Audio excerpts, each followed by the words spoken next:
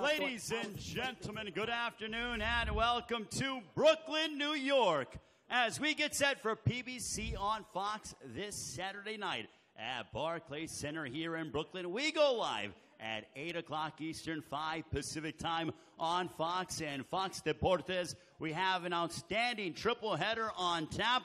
Before we get to meet our fighters that will be participating in our event on Saturday night, let's welcome the former lineal heavyweight champion of the world. Ladies and gentlemen, here is Michael Spinks.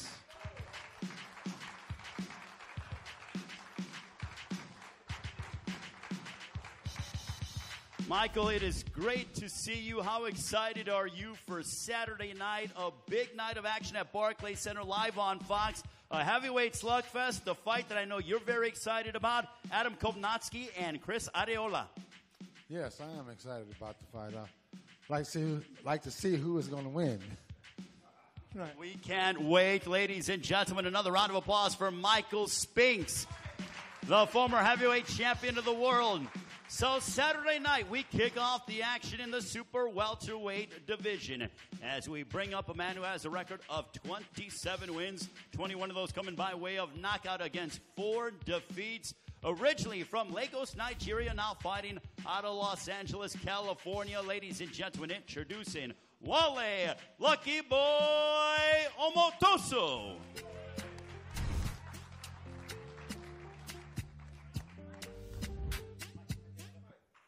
I tell you, say I love you. Oh.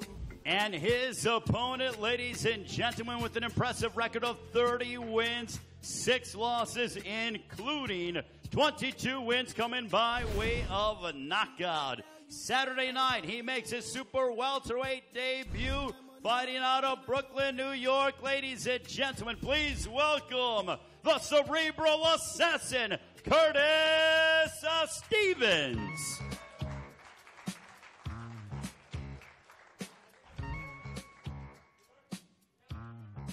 This is our first bout. It is PBC live on Fox and Fox Deportes here at Barclays Center.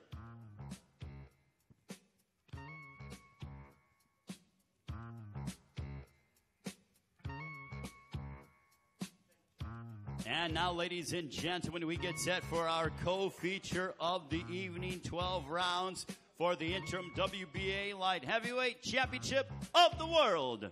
First of all, please welcome to the stage a man who possesses a record of 33 wins, 20 of those coming by way of knockout against 6 losses and 1 bout even. Originally from Haiti, now fighting out of Quebec City in Canada. Ladies and gentlemen, please welcome the former world champion, Jean Pascal.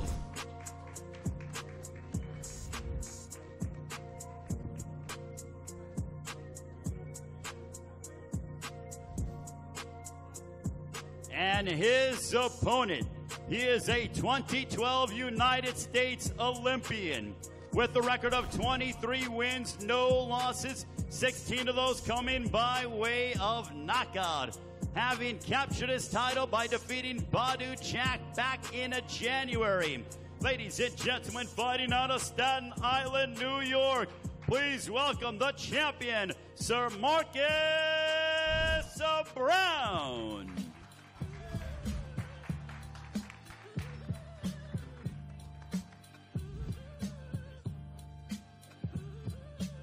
This is our co-main event, ladies and gentlemen, Marcus Brown and Jean Pascal. It's PBC live on Fox.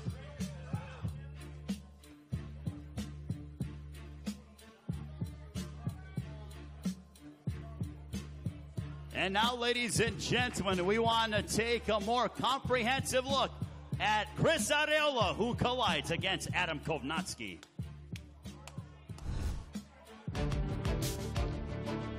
I'm in here to try to leave something behind. Now we're down. Big shot, and that almost dropped against it. And look at Arreola tee up on against it, and this one is over. Now we're down. I lose, I'm out. I ain't losing. And now, ladies ladies and gentlemen, we want to bring to the stage his record: 38 wins, 5 losses, 1 draw, 33 big wins coming by way of knockout. Fighting out of Los Angeles, California. Ladies and gentlemen, please welcome the former title challenger, the always exciting Chris the Nightmare Arreola.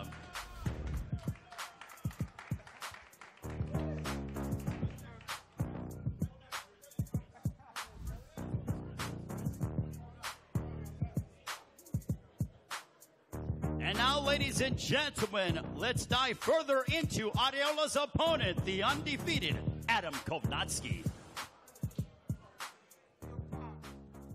Wearing white trunks with red trim, fighting out of and representing Łomża, Poland, Adam Babyface Kownacki. Good body shot by Kownacki. Kownacki with another right. Take a step back. Oh. This guy is on pure fight. What a powerful delivery of punches by Kownacki. There he's down. Washington is down.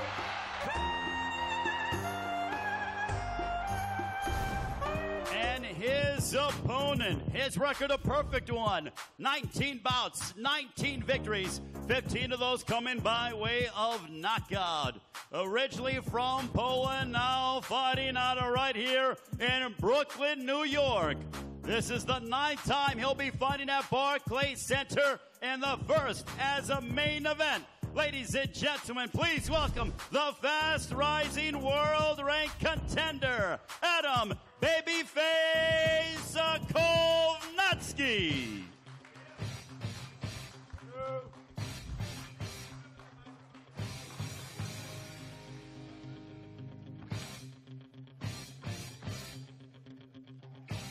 Ladies and gentlemen, this is our main event. It's Kownacki and Arreola, a heavyweight slugfest. It's PBC live on Fox this Saturday night, 8 Eastern, 5 Pacific.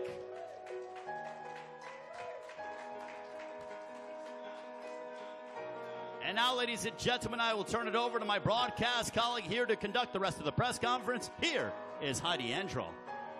Thank you very much, Ray. Great to have the PBC back in the Big Apple. Obviously, tempers are already flaring here, so we are ready for an exciting night of action on Saturday. As Ray mentioned, it all gets started 8 p.m. Eastern, 5 Pacific. And let's talk to the guys first who are going to kick things off.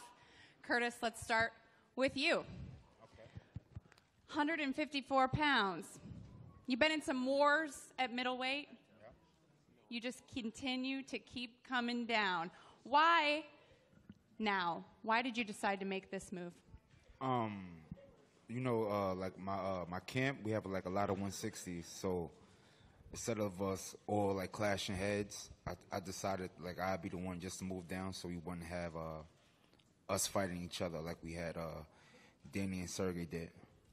You know, it's a good division to be moving down to. A lot of things shaken up. Obviously, you've got Julian Williams, J-Rock, the new undisputed or unified champ, You've got Tony Harrison, who upset Jermell Charlo. That rematch looking to come later this year. And, of course, we've got Erislandy Lara, a former champ, who's fighting on Fox again the end of this month. So it's a good time to be moving to 154. First, you have to get past this man across from us, Wale. When you look across at your opponent here, do you think that he's going to be on weight, and do you think that he's going to have the speed and power at 154 that he did at middleweight? I would say it won't affect him that much because, we all fighter, we are going through punishment. Me too, I was fighting at 147, then I moved on in weight class. We go there on Saturday and give the best we could. That's all I can say. Well, I really appreciate him taking the fight. Well, we're looking forward to this one. Let's move up the card. You two very good friends here, Curtis and Marcus. First time you will be fighting on the same card, correct? Right. Yeah, you called him like your big brother. What does it mean to you for that?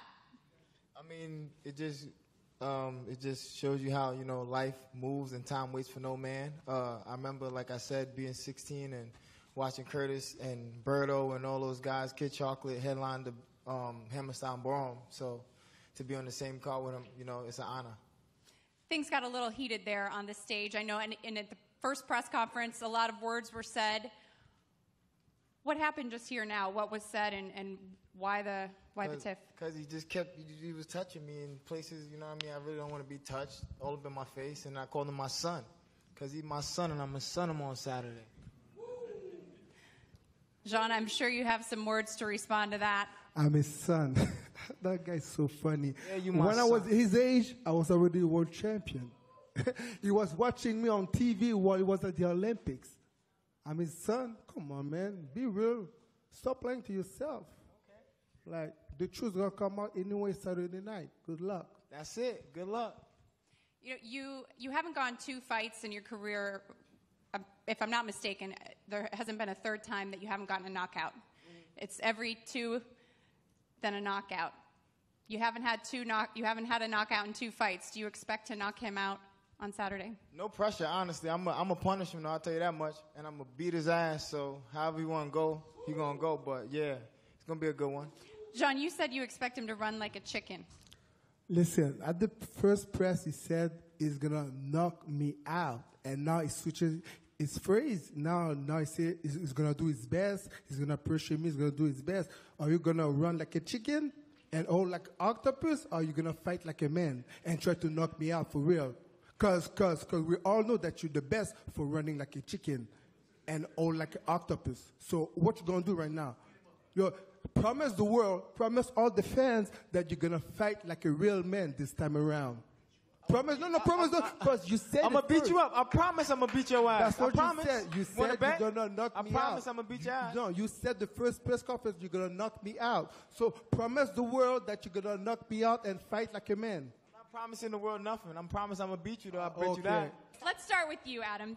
This is your home. The last time we were in Brooklyn, the crowd was red and white. The Polish fans came out to support you. What does it mean to you to be headlining here in Brooklyn on Fox? It's one of my dreams coming true. I grew up when Barclays Center was being built, and that was one of my dreams as an amateur to fight here. And Saturday night is coming true, so I'm very excited. You know, Chris, we talked earlier today about your win in Dallas and how you kind of have this resurgence in your career. But you've said that if you don't win, you will retire. Do you stand by that? And is there added pressure in your mind knowing that this could be your last press conference, your last weigh-in? I'm carefree, man. I have no stress in my life.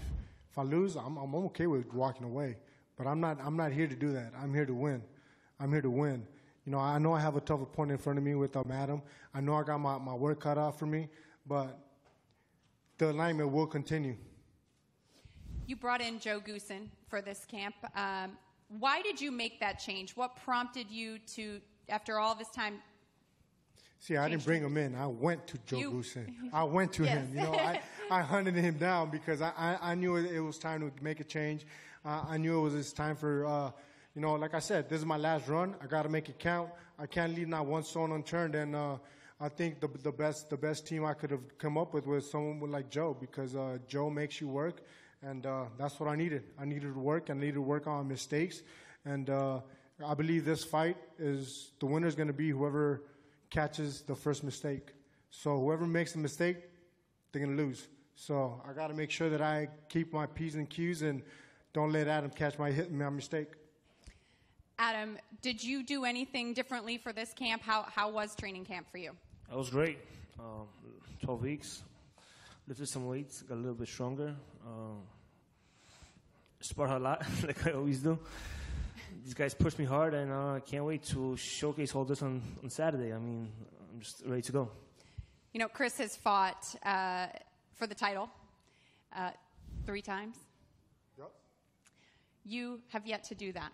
Do you feel as though that experience is something that will benefit him, or are you not concerned about him being on the big stage before?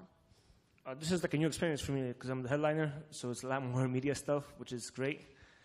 But it doesn't matter. I mean, the ring, it's 2 guys fighting each other, and me and Chris both like to fight, so nobody's going to run, nobody's going to hide. I just can't wait to get it over with, to tell you the truth, and just enjoy myself, because I love punching people in the face. As he says it with a smile.